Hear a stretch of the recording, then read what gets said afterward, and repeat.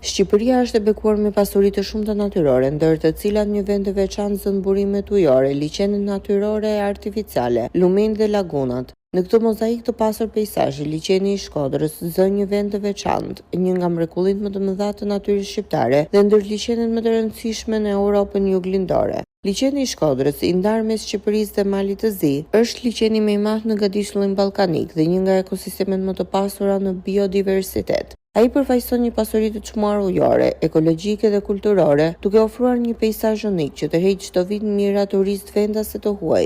Në varësi të vendit nga e shikoni, liçeni njihet me emra të ndryshëm: Shkodra, Skutari apo thjesht liçeni i Shkodrës. Por për të gjithë, mbetet një qendër e natyrës së paprekur, biodiversitetit dhe trashëgimisë kulturore. Shkodra, qyteti historik që i jep emrin liçenit, është gjithashtu një destinacion i rëndësishëm kulturor e turistik, ku historia ndërthuret me natyrën, duke e kthyer zonën në një qendër turistike gjithnjëje në rritje.